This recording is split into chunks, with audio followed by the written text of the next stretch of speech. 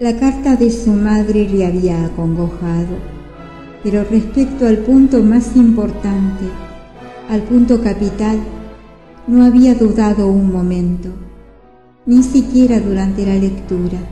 La cuestión básica del asunto estaba resuelta en su mente, resuelta de un modo definitivo. Mientras yo viva, esa boda no se efectuará. Al diablo con el señor Lushin, porque la cosa está clara, murmuraba Raskolnikov, sonriendo y saboreando de antemano con rencorosa complacencia por el éxito de su decisión. No, mamá, no, Dunia, a mí no me engañáis, y aún se disculpan de no haber pedido mi consejo y haber resuelto la cuestión sin mi intervención. ¿Cómo no? Creen que no es posible volverse atrás, pero ya lo veremos. Bonito pretexto el suyo. Piotr Petrovich es un hombre tan práctico. Está tan ocupado que ni casarse puede, si no es deprisa y corriendo, poco menos que en el tren. No, Dunieshka, lo veo todo y sé muy bien por qué tienes que hablar tanto conmigo. Sé en qué estuviste pensando toda la noche mientras te paseabas por la habitación y cuáles fueron tus plegarias a la Virgen de Kazán que mamá tiene en su dormitorio. Es duro, duro y doloroso el camino del Gólgota. Así pues, está decidido definitivamente. Avdokia Romanovna. Nota 1. Nombre completo y patronímico de Dunia. Vuelta al texto. Haga el favor de conceder la mano a un hombre de negocios calculador que tiene ya su capital. Así el efecto es mayor, más imponente. 2 empleos y comparte las ideas de las generaciones más modernas, como escribe mamá, y parece bueno, como observa la propia Dunieshka. El parece es soberbio, y por el parece Dunieshka decide casarse. Es grandioso, soberbio. Sería curioso saber por qué mamá me ha escrito lo de las generaciones más modernas. ¿Simplemente para caracterizar al señor Lushin o con algún otro objetivo, como el de predisponer mi ánimo en su favor? ¡Qué listas! Me gustaría también aclarar otra circunstancia. ¿Hasta qué punto fueron las dos sinceras entre sí aquel día, aquella noche y los días sucesivos? ¿Dieron a sus palabras un sentido recto o comprendieron que una y otra sentían y pensaban lo mismo, de suerte que nada tenían que expresar en voz alta y que era inútil hablar de ello? Probablemente así fue en parte, como se ve por la carta. A mamá le pareció brusco, un poco brusco, y mi cándida mamá se puso a contar sus observaciones a Dunia. Naturalmente Dunia se airó y respondió enojada. ¿Cómo no? ¿Quién no se irrita cuando la cuestión está clara sin necesidad de preguntas cándidas? Cuando está decidida y las palabras sobran. ¿Por qué me escribe? Quiere a Dunia, Rodia, que ella te quiere más que a sí misma. ¿No será que le remuerde la conciencia por haber accedido a sacrificar la hija por el hijo? Tú eres nuestro consuelo, tú lo eres todo para nosotras. Oh, mamá. Su irritación era cada vez más intensa. Si en aquel momento hubiera encontrado al señor Lushin, habría sido capaz de matarle. Es verdad, continuó siguiendo el torbellino de pensamientos que se le agitaban en la cabeza. Es verdad que para conocer a una persona es necesario estudiarla con calma y circunspección. Pero el señor Lusin es diáfano. Ante todo, es un hombre práctico y parece bueno. ¿No es una broma encargarse del bagaje y pagar el transporte de un baúl grande? ¿Cómo no ha de ser buena persona? La novia y la madre contratarán a un mujik un carro cubierto con arpillera. Así viajé yo. ¿Qué importa? Total, el trayecto es de 90 verstas y luego viajaremos la mar de bien en tercera clase durante unas 1000 verstas. Hacen muy bien. No hay que estirar más el brazo que la manga, pero ¿qué le parece, señor Lusin? Se trata de su novia. ¿Acaso ignora que la madre pide dinero prestado sobre su pensión para este viaje?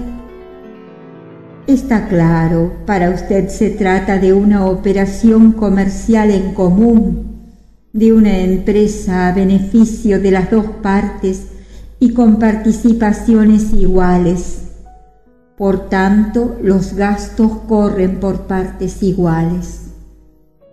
Cuanto más amigos, más claros, según dice el refrán. Pero en este caso el hombre práctico ha sabido también nadar y guardar la ropa. El transporte del equipaje cuesta menos que los billetes y aún es posible que le salga gratis. No lo ve ni la una ni la otra, o simulan que no se dan cuenta. Dicen que están contentas, muy contentas. Y pensar que estos solo son las primeras florecillas y que los verdaderos frutos vendrán después. Lo grave no es la avaricia, no es la tacañería lo importante, sino el tono que todo ello presenta. Así será el que siga al casamiento, como si lo viera. ¿En qué piensa mamá? ¿Con qué se viene a Petersburgo? ¿Con 3 rublos de plata o con 2 billetitos? Como dice aquella, la viejuca. ¿Con qué espera vivir después en la ciudad? Ya ha adivinado que después del casamiento le será imposible vivir con Dunia, incluso al principio. Ese simpático hombre sin duda se dio maña para dar a entender lo que piensa, aunque mamá afirma que es ella la que se niega. ¿De qué piensa vivir? De los 120 rublos de pensión menos el descuento de lo que deba a Afanasy Ivanovich.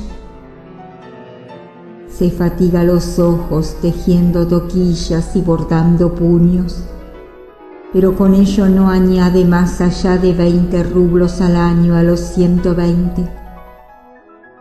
Eso significa que, a pesar de todo, confían en los nobles sentimientos del señor Lusin. Ofrecerá su ayuda, piensa. Me rogará que la acepte. Fíate y no corras.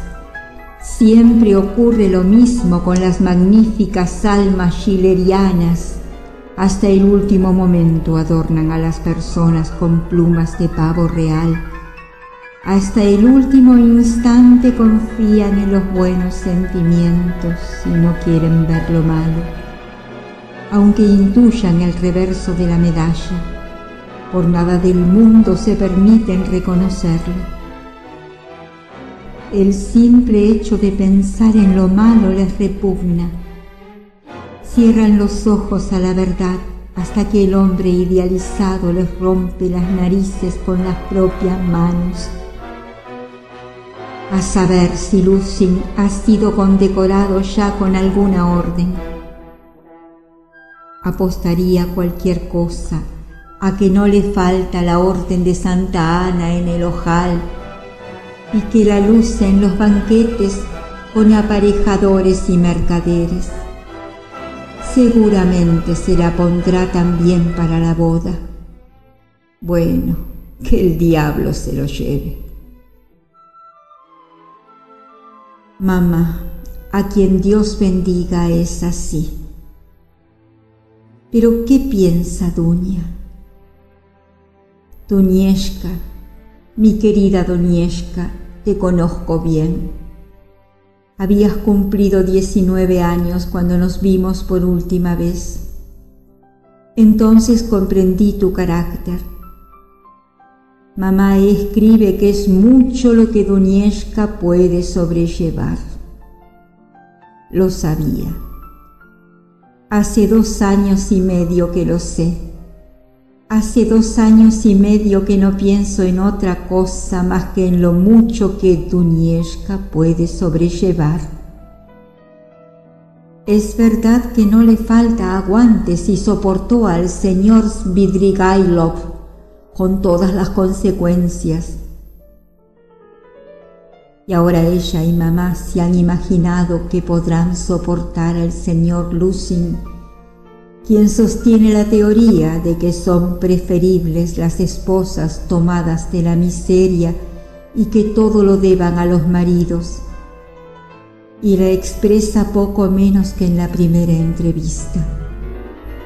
Admitamos que se le haya escapado el decirlo, aunque es un hombre calculador, de modo que quizá no se le escapó, sino que quería precisamente exponer su criterio cuanto antes. Pero, ¿qué dice Dunia? No se engaña en lo que se refiere a la manera de ser de ese individuo y, sin embargo, se dispone a vivir con él. Si no vendería el alma, aunque estuviera condenada a pan negro y agua, ni renunciaría a su libertad moral por ninguna comodidad del mundo, ni por todo el Schleswig-Holstein la cedería. ¿Cómo va a hacerlo por un señor Lusin? No, la Dunia que yo conocí no era así, y claro que no ha cambiado. Estoy seguro. Los Svidrigailov eran duros. Es duro pasarse la vida de provincia en provincia trabajando de institutriz por 200 rublos al año. Pero me consta que mi hermana iría a trabajar a una plantación entre los negros o entre los lituanos en la finca de un alemán del Báltico, antes que envilecer su espíritu y su sentido moral casándose con un hombre a quien no estima y con quien no tiene nada de común, ligándose con él para siempre, movida solo por el interés personal. Aunque el señor Lusin fuese de oro puro o de diamante, no estaría dispuesta a convertirse en su concubina legal. ¿Por qué, pues, accede? ¿Qué significa eso? ¿Cómo explicar el enigma? La cosa está clara. Para sí, para su comodidad, no se vendería ni para salvarse de la muerte, pero se vende para otro. Esa es la cuestión. Se vende por un ser querido, divinizado. He aquí la clave del enigma. Se vende por el hermano, por la madre. Lo vende todo. Oh, en casos semejantes ahogamos nuestro sentido moral. Llevamos al rastro la libertad, el sosiego, hasta la conciencia, todo. que se hunda nuestra vida. Nos basta que los seres queridos sean felices. Es más, inventamos una causística propia y llegamos hasta a tranquilizarnos. Nos convencemos de que ha de ser así, de que es realmente necesario que sea así en aras de un noble fin. Somos así. Todo está claro como la luz del sol. Es evidente que Rodion Romanovich Raskolnikov entra aquí en juego y figura en primer plano. ¿Cómo no? Hay que labrar su dicha, pagarle los estudios en la universidad, convertirlo en socio, asegurar su porvenir. Luego será rico sin duda, será honrado, respetado y, quién sabe, puede que termine la vida siendo famoso. ¿Y la madre? No ve más que a Rodia, a su entrañable Rodia, a su primogénito. ¿Cómo no sacrificar por un primogénito semejante a una hija, aunque sea Dunia? Oh corazones adorables e injustos. Pues, ¿qué? No retrocedemos ni ante el destino de Sonia, Sonieska Marmeladov, la eterna Sonietka, que no desaparecerá mientras el mundo sea mundo. El sacrificio. ¿Habéis examinado bien las dos el sacrificio? ¿Sí? ¿Podréis soportarlo? ¿Vale la pena hacerlo? ¿Es razonable? ¿Sabes, Dunieska, que el destino de Sonieska no es peor que vivir con el señor Lusin? Aquí no puede haber amor, escribe mamá. ¿Qué pasa si el amor aparte? No hay tampoco respeto, y sí repugnancia, desprecio y aversión.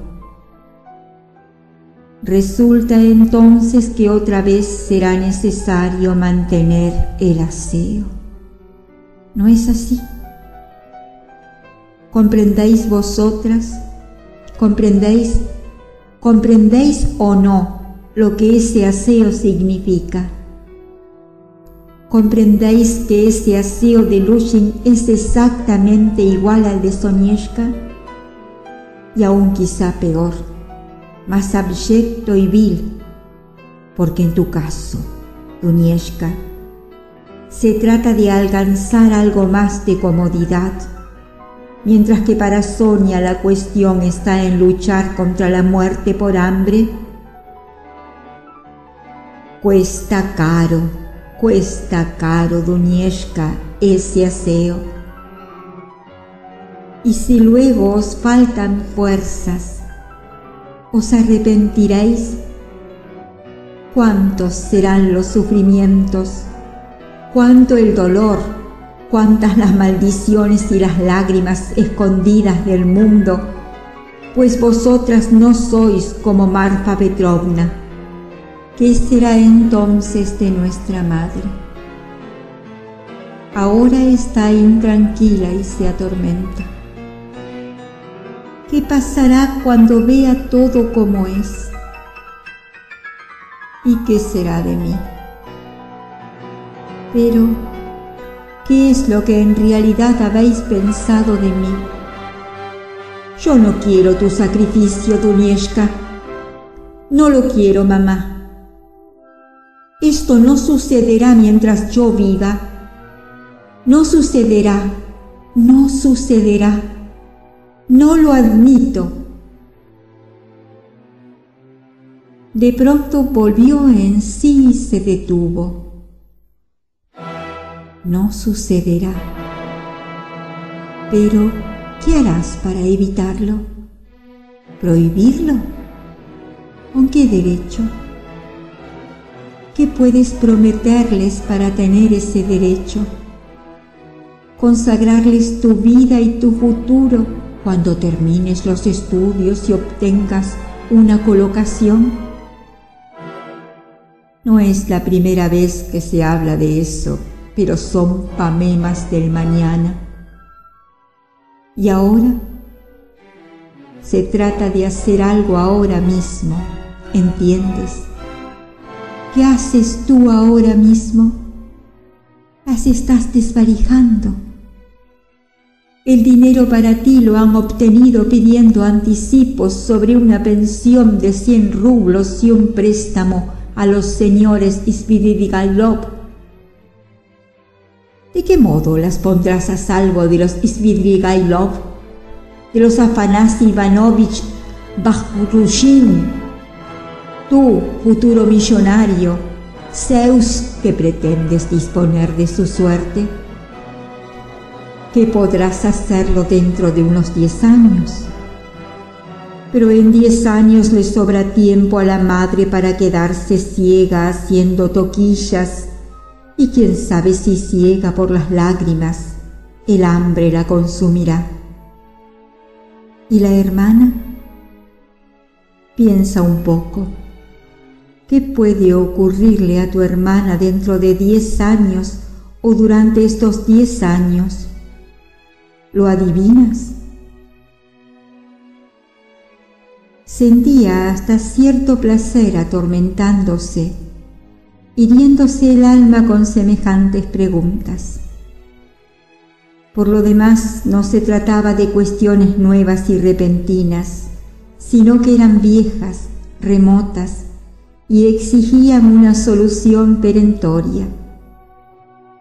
Hacía mucho que habían comenzado a torturarle y le desgarraban el corazón. Hacía mucho tiempo que había germinado en él la angustia que ahora le consumía y que había ido aumentando, acumulándose, hasta que por último había madurado y se había concentrado en forma de problema espantoso, bárbaro y fantástico, que le carcomía el alma y la mente y exigía de modo imperioso una solución. La carta de su madre acababa de fulminarle como un rayo. Estaba claro. Lo que hacía falta en aquellos momentos no era afligirse ni sufrir pasivamente, pensando que los problemas eran insolubles, sino hacer algo cuanto antes, inmediatamente. Costara lo que costara, debía decidirse a hacer lo que fuese, o bien renunciar por completo a la vida, exclamó de pronto frenético. Aceptar sumisamente el destino tal como es, de una vez para siempre, ahogarlo todo en mí, renunciando al derecho de obrar, de vivir y de amar. De pronto recordó las palabras que le había dicho Mamerlado el día anterior.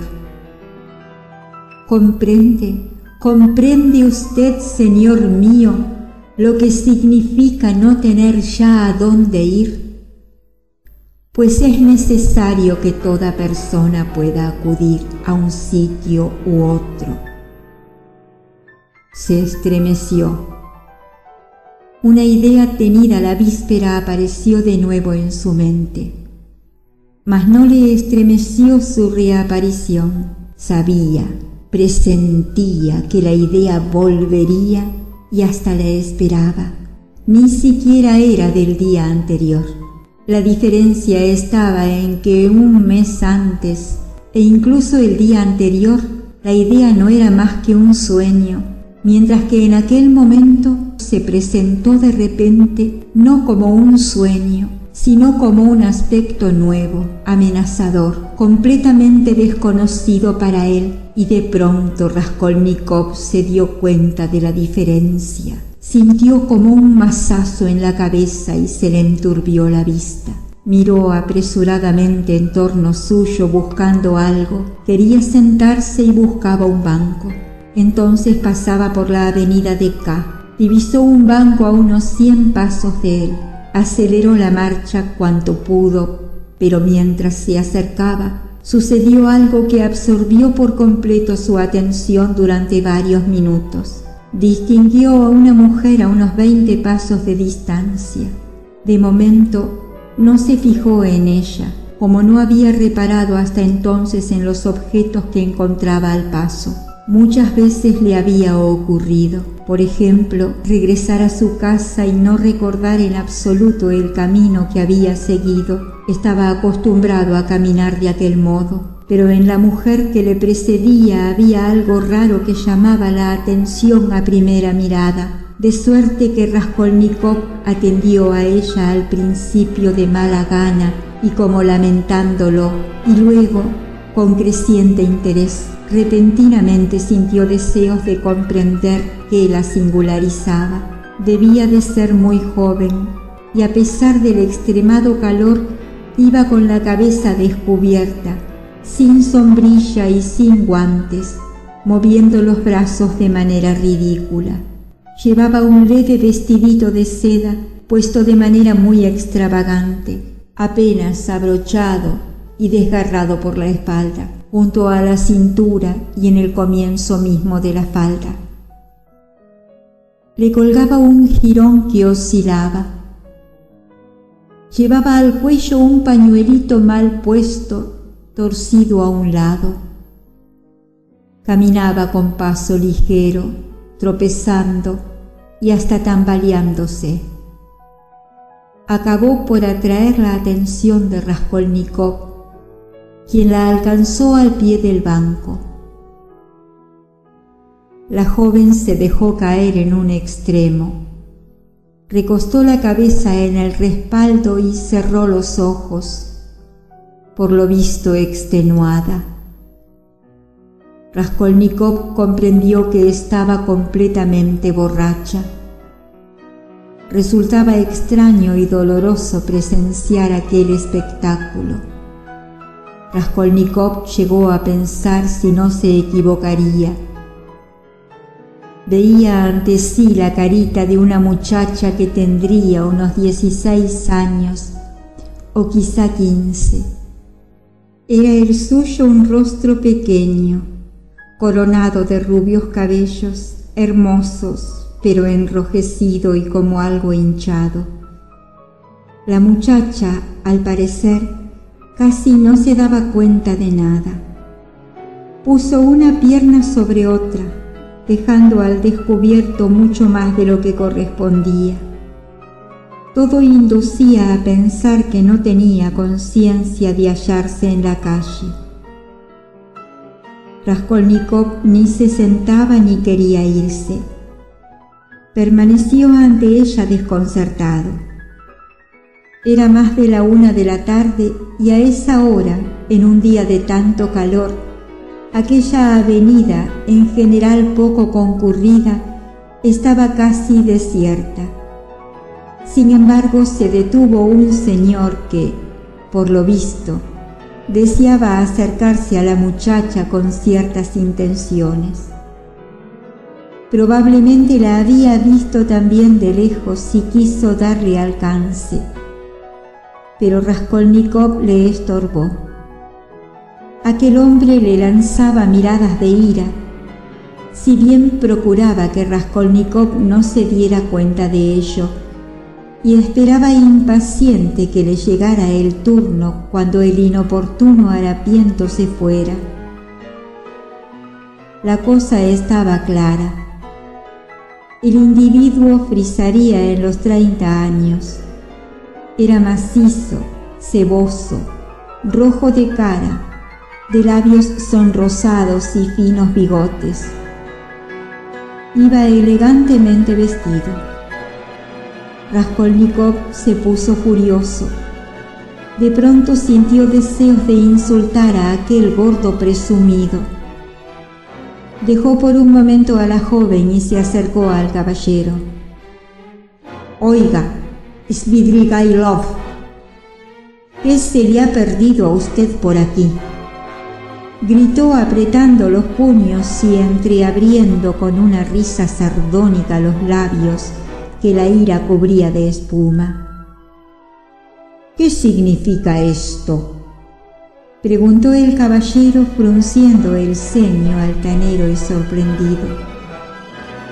«Pues que se largue de aquí, ni más ni menos». «¿Cómo te atreves, canalla?». Levantó el bastón. Raskolnikov se arrojó contra él con los puños cerrados, sin calcular siquiera que aquel macizo individuo habría podido mantener a raya hasta a dos adversarios como él. En aquel mismo instante, empero, alguien le agarró por el hombro y entre ellos se interpuso un guardia municipal. «Basta, señores. Hagan el favor de no pelearse en la vía pública». «¿Qué quiere? ¿Quién es usted?», interrogó con dureza Raskolnikov al verle tan derrotado. Raskolnikov le miró con atención. El guardia de bigote y patillas blancas e inteligente mirada tenía cara de soldado bueno.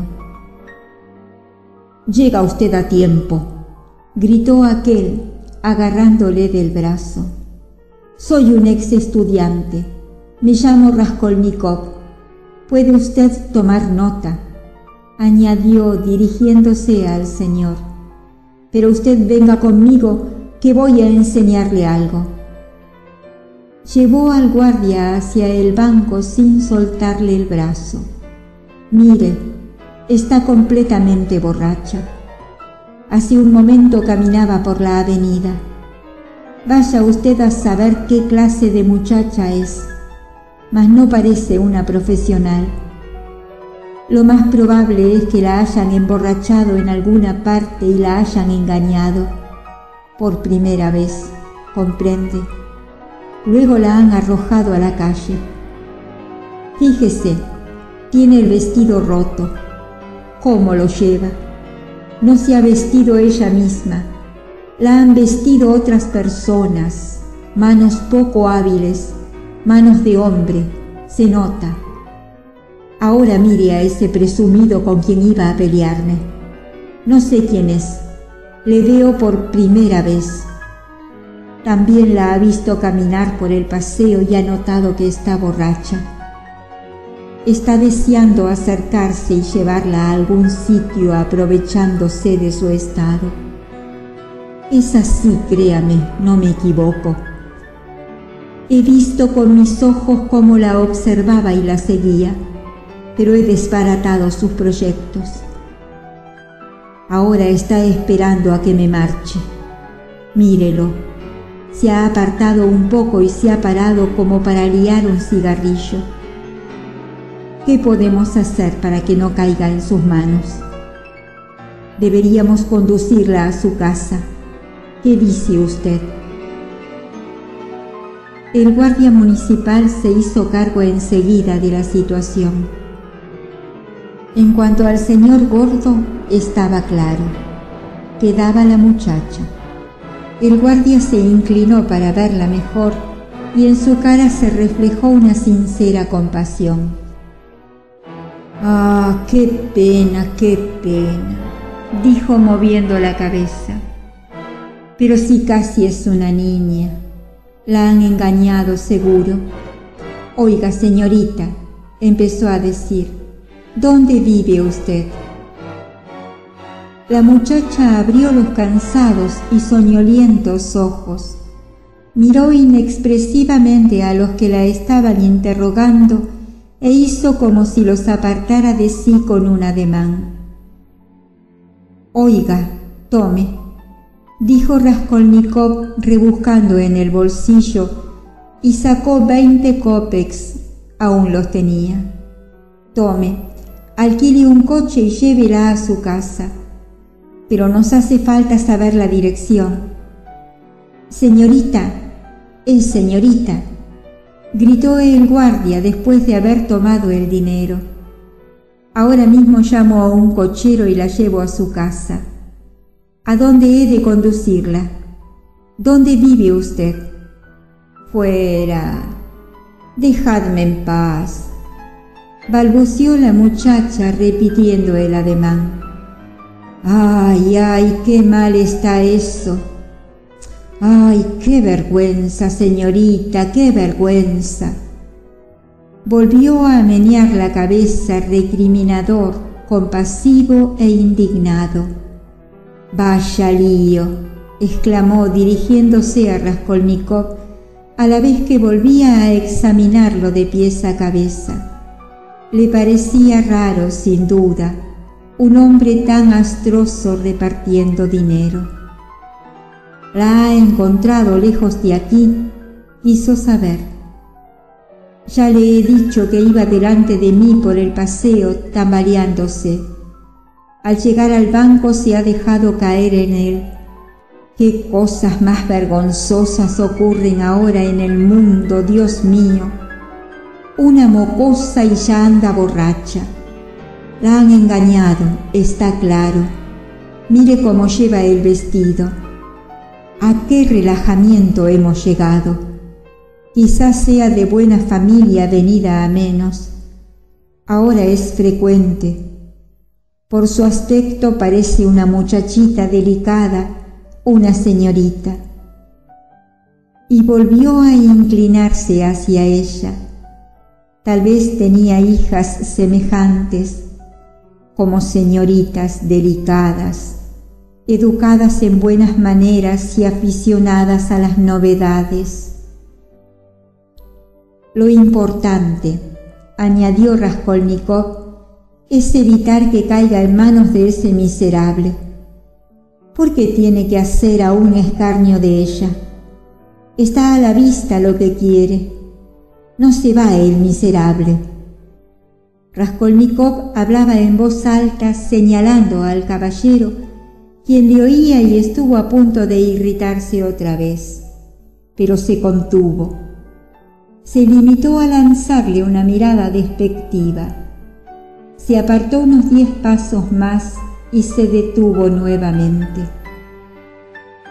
«Es posible evitarlo», respondió el guardia pensativo, «si ella nos dijera a dónde hay que llevarla.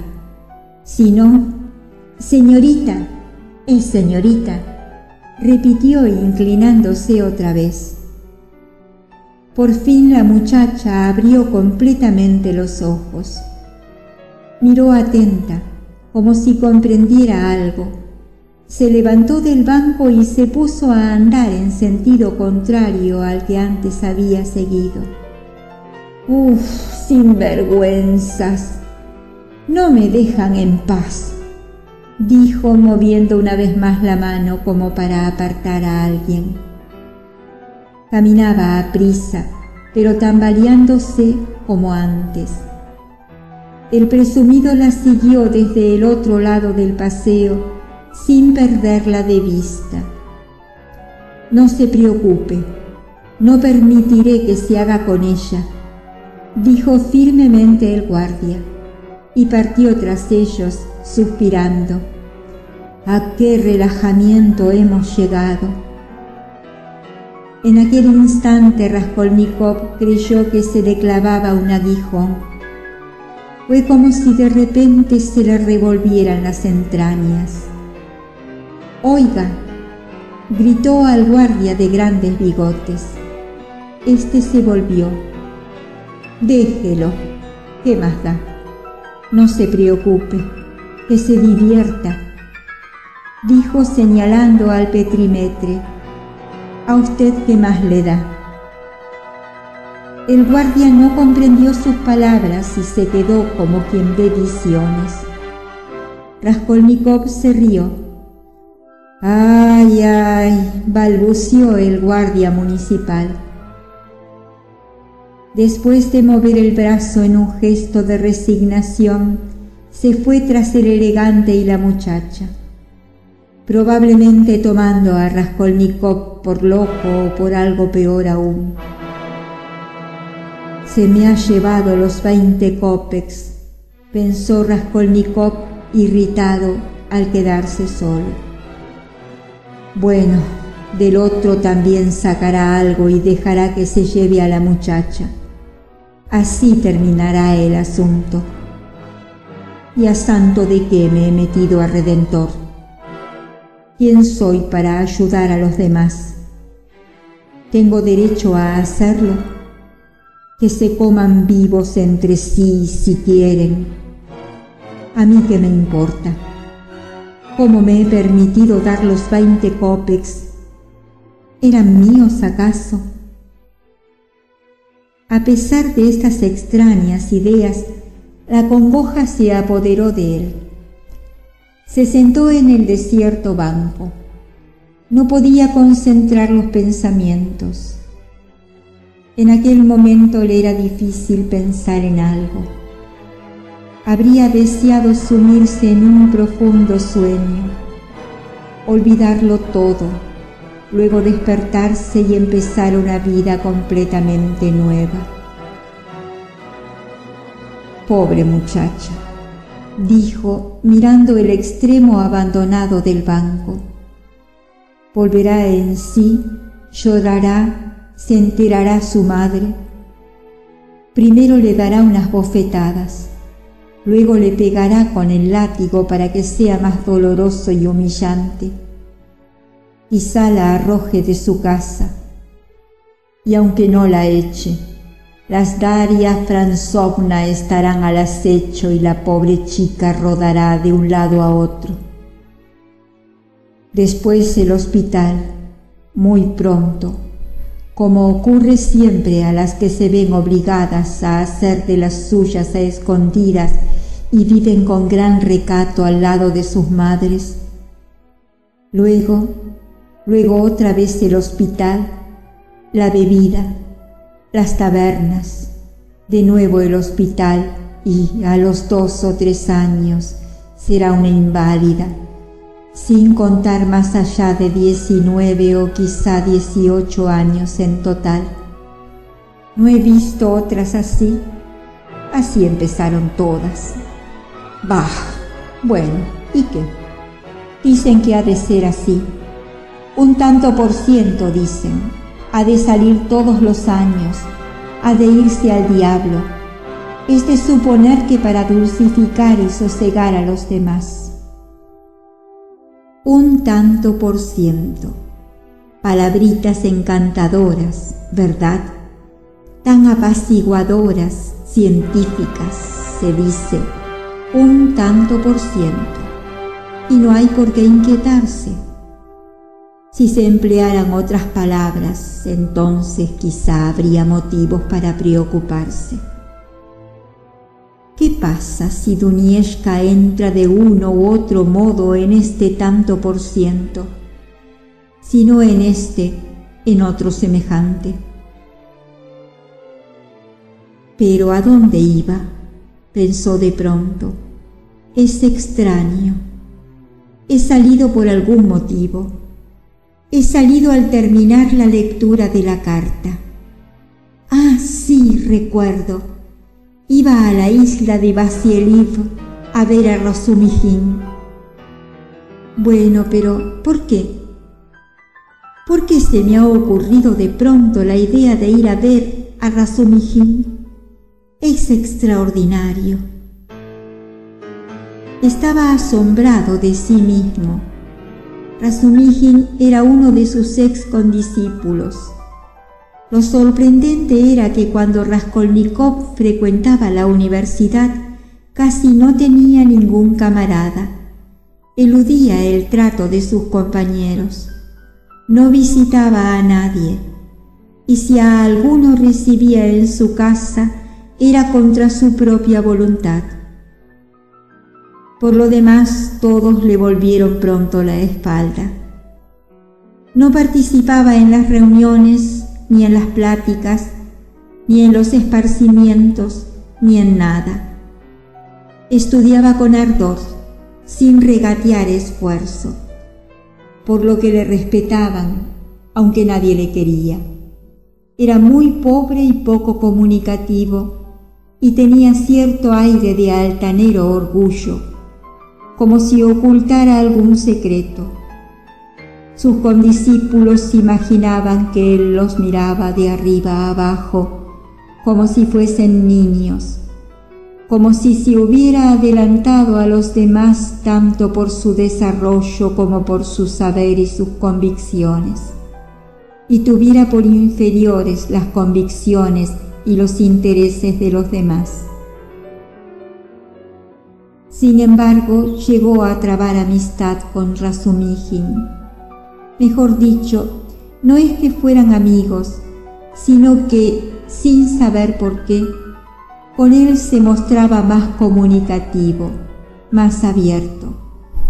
Verdad es que con Razumихin no cabían otras relaciones.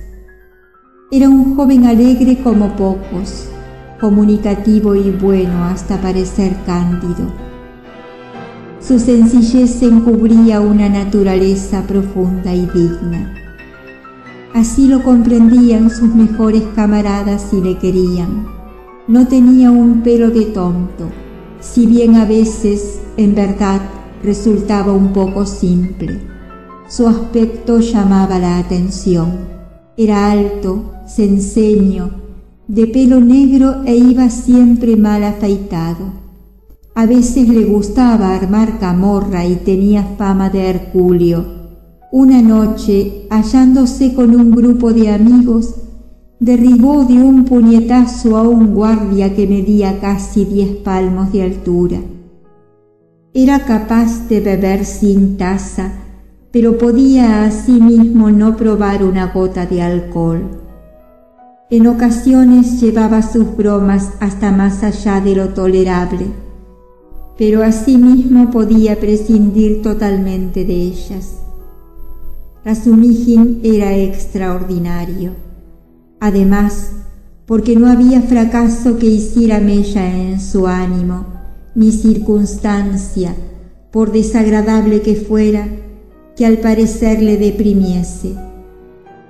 Podía cobijarse hasta en el tejado, soportar un hambre canina e incluso el frío más riguroso. Era muy pobre. Subvenía a sus necesidades dedicándose a toda clase de trabajos. Conocía un sinfín de lugares donde ganar unos kopecks.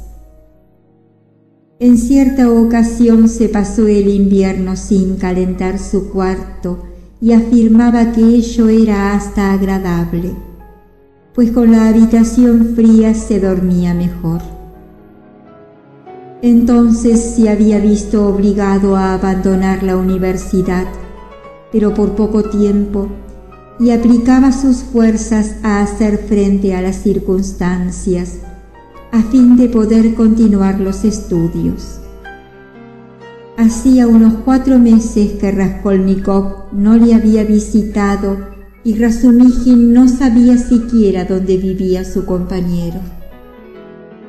Una vez, haría cosa de 2 meses, se habían encontrado en la calle, mas Raskolnikov volvió la cabeza e incluso cambió de acera para que su amigo no se fijara en él. Razumихin lo notó, aunque pasó de largo sin decirle nada, porque no quería incomodar a su amigo.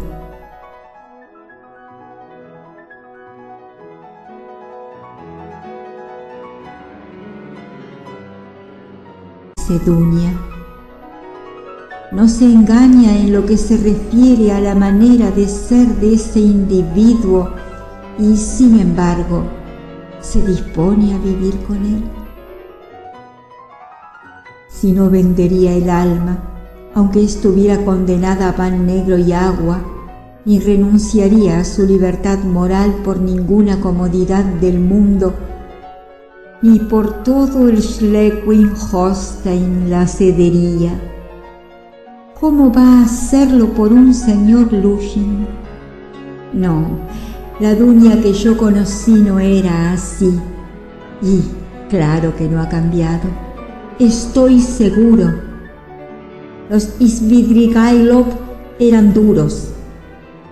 Es duro pasarse la vida de provincia en provincia trabajando de institutriz por 200 rublos al año, pero me consta que mi hermana iría a trabajar a una plantación entre los negros o entre los lituanos en la finca de un alemán del Báltico, antes que envilecer su espíritu y su sentido moral casándose con un hombre a quien no estima y con quien no tiene nada de común, ligándose con él para siempre, movida solo por el interés personal. Aunque el señor Lussing fuese de oro puro o de diamante, no estaría dispuesta a convertirse en su concubina legal. ¿Por qué, pues, accede? ¿Qué significa eso? ¿Cómo explicar el enigma? La cosa está clara. Para sí, para su comodidad, no se vendería ni para salvarse de la muerte, pero se vende para otro.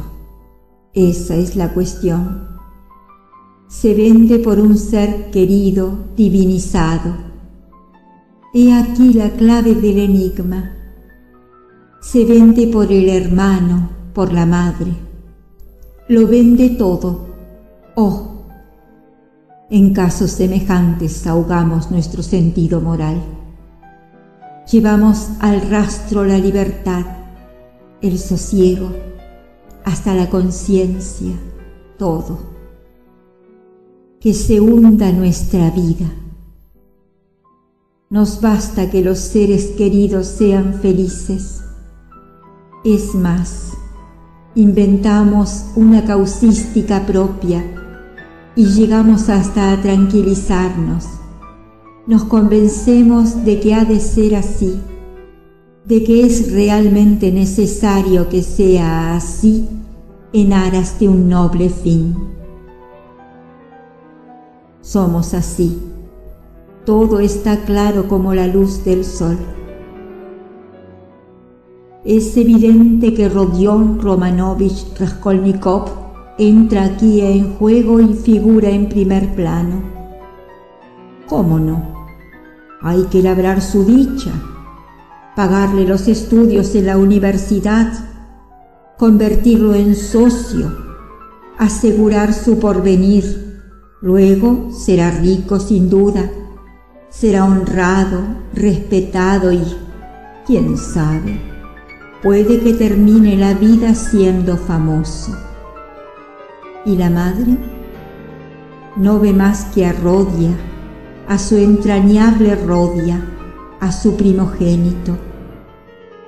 ¿Cómo no sacrificar por un primogénito semejante a una hija sin necesidad de preguntas cándidas, cuando está decidida y las palabras sobran? ¿Por qué me escribe? Quiere a Dunia Rodia, que ella te quiere más que a sí misma. ¿No será que le remuerde la conciencia por haber accedido a sacrificar la hija por el hijo? Tú eres nuestro consuelo, tú lo eres todo para nosotras. Oh, mamá. Su irritación era cada vez más intensa. Si en aquel momento hubiera encontrado al señor Lussing, habría sido capaz de matarle. Es verdad, continuó siguiendo el torbellino de pensamientos que se le agitaban en la cabeza. Es verdad que para conocer a una persona es necesario estudiarla con calma y circunspección. Pero el señor Lussing es diáfano. Ante todo, es un hombre práctico y parece bueno. ¿No es una broma encargarse del bagaje y pagar el transporte de un baúl grande? ¿Cómo no ha de ser buena persona? La novia y la madre contratarán a un mujik un carro cubierto con arpillera. Así viajé yo. ¿Qué importa? Total, el trayecto es de 90 verstas y luego viajaremos la mar de bien en tercera clase durante unas 1000 verstas. Hacen muy bien. No hay que estirar más el brazo que la manga, pero ¿qué le parece, señor Lusin? Se trata de su novia. ¿Acaso ignora que la madre pide dinero prestado sobre su pensión para este viaje? Está claro, para usted se trata de una operación comercial en común, de una empresa a beneficio de las dos partes y con participaciones iguales. Por tanto, los gastos corren por partes iguales.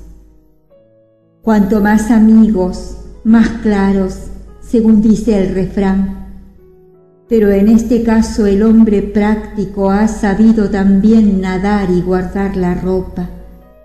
El transporte del equipaje cuesta menos que los billetes y aún es posible que le salga gratis. No lo ve ni la una ni la otra, o simulan que no se dan cuenta. Dicen que están contentas, muy contentas. Y pensar que estos solo son las primeras florecillas y que los verdaderos frutos vendrán después. Lo grave no es la avaricia, no es la tacañería lo importante, sino el tono que todo ello presenta. Así será el que siga al casamiento, como si lo viera. ¿En qué piensa mamá? ¿Con qué se viene a Petersburgo? ¿Con 3 rublos de plata o con 2 billetitos? Como dice aquella, la viejuca.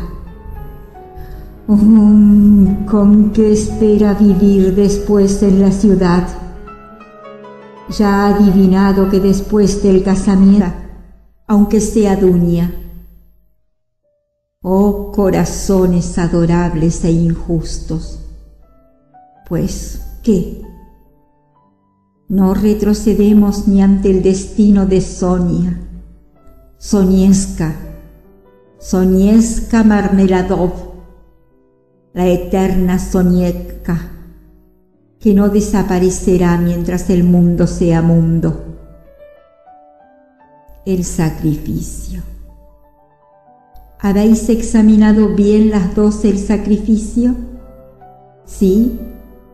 ¿Podréis soportarlo? ¿Vale la pena hacerlo? ¿Es razonable? ¿Sabes, Tunieshka, que el destino de Sonieshka no es peor que vivir con el señor Lusin? Aquí no puede haber amor, escribe mamá. ¿Qué pasa si el amor aparte? No hay tampoco respeto, y sí repugnancia, desprecio y aversión.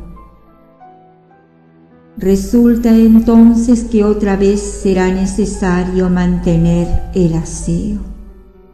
¿No es así? ¿Comprendéis vosotras?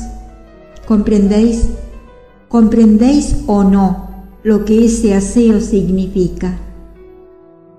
¿Comprendéis que ese aseo de Lushin es exactamente igual al de Sonieshka? Y aún quizá peor, más abyecto y vil, porque en tu caso, Tunieshka, se trata de alcanzar algo más de comodidad, mientras que para Sonia la cuestión está en luchar contra la muerte por hambre. Cuesta caro, Dunieshka, ese aseo. Y si luego os faltan fuerzas, ¿os arrepentiréis? ¿Cuántos serán los sufrimientos? ¿Cuánto el dolor? ¿Cuántas las maldiciones y las lágrimas escondidas del mundo? Pues vosotras no sois como Marfa Petrovna. ¿Qué será entonces de nuestra madre? ahora está intranquila y se atormenta. ¿Qué pasará cuando vea todo como es? ¿Y qué será de mí? Pero, ¿qué es lo que en realidad habéis pensado de mí? Yo no quiero tu sacrificio, Dunieska. No lo quiero, mamá. Esto no sucederá mientras yo viva. No sucederá, no sucederá. No lo admito. De pronto volvió en sí y se detuvo. No sucederá. Pero, ¿qué harás para evitarlo? ¿Prohibirlo? ¿Con qué derecho? ¿Qué puedes prometerles para tener ese derecho? ¿Consagrarles tu vida y tu futuro cuando termines los estudios y obtengas una colocación? No es la primera vez que se habla de eso, pero son pamemas del mañana. Y ahora se trata de hacer algo ahora mismo, ¿entiendes? ¿Qué haces tú ahora mismo? La carta de su madre le había acongojado, pero respecto al punto más importante, al punto capital, no había dudado un momento, ni siquiera durante la lectura. La cuestión básica del asunto estaba resuelta en su mente, resuelta de un modo definitivo.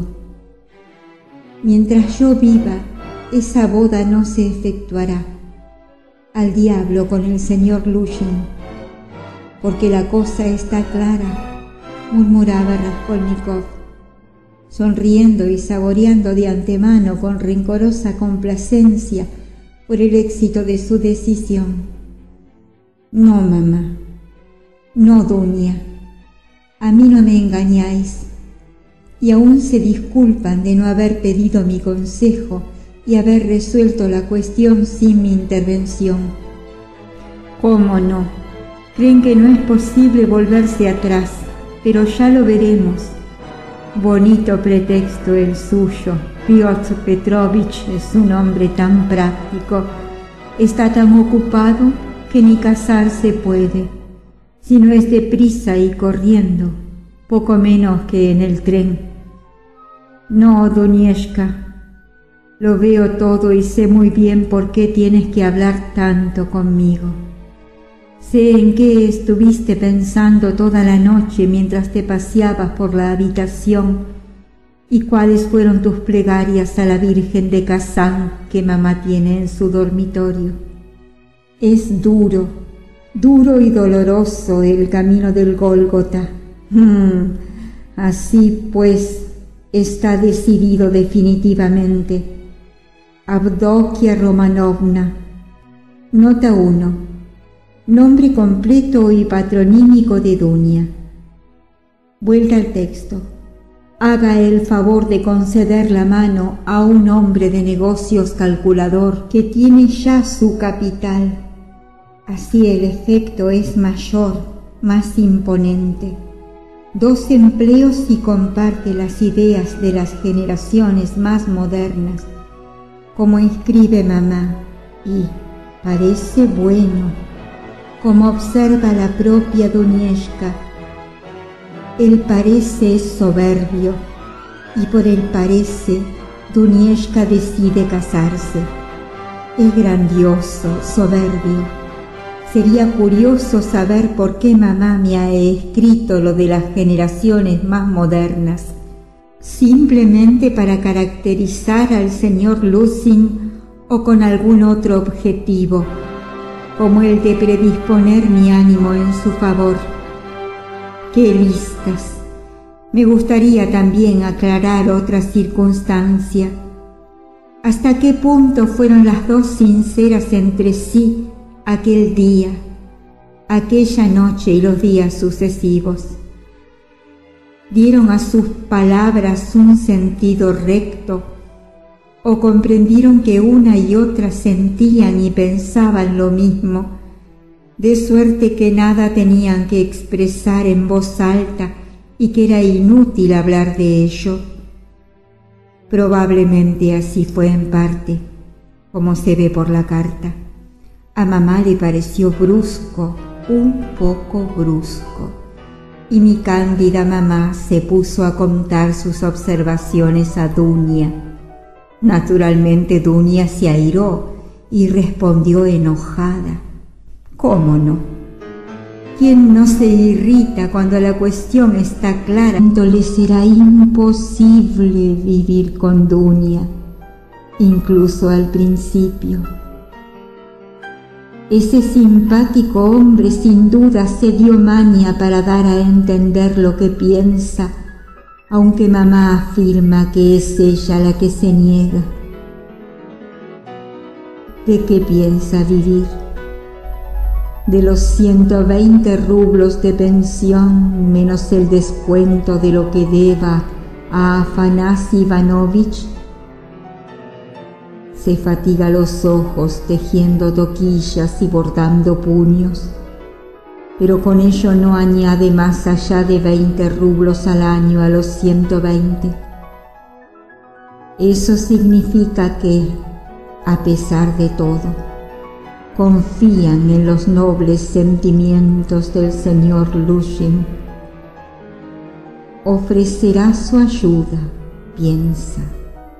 Me rogará que la acepte.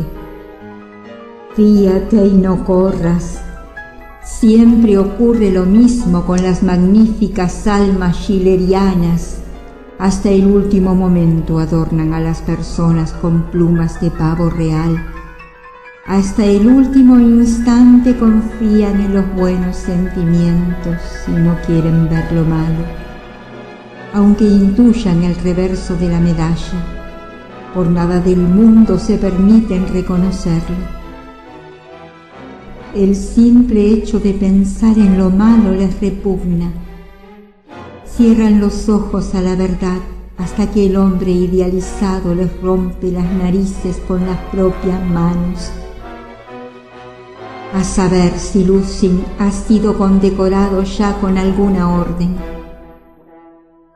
Apostaría cualquier cosa a que no le falta la orden de Santa Ana en el ojal y que la luce en los banquetes con aparejadores y mercaderes. Seguramente se la pondrá también para la boda. Bueno, que el diablo se lo lleve. Mamá, a quien Dios bendiga, es así. Pero ¿qué piensa Dunia? Dunieshka, mi querida Dunieshka, te conozco bien. Habías cumplido 19 años cuando nos vimos por última vez. Entonces comprendí tu carácter.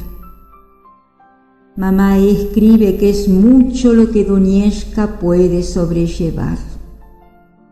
Lo sabía. Hace 2 años y medio que lo sé. Hace 2 años y medio que no pienso en otra cosa más que en lo mucho que Dunieshka puede sobrellevar. Es verdad que no le falta aguante si soportó al señor Svidrigailov con todas las consecuencias. Y ahora ella y mamá se han imaginado que podrán soportar al señor Lushin, quien sostiene la teoría de que son preferibles las esposas tomadas de la miseria y que todo lo deban a los maridos, y la expresa poco menos que en la primera entrevista. Admitamos que se le haya escapado el decirlo, aunque es un hombre calculador, de modo que quizá no se le escapó, sino que quería precisamente exponer su criterio cuanto antes. Pero, ¿qué dice?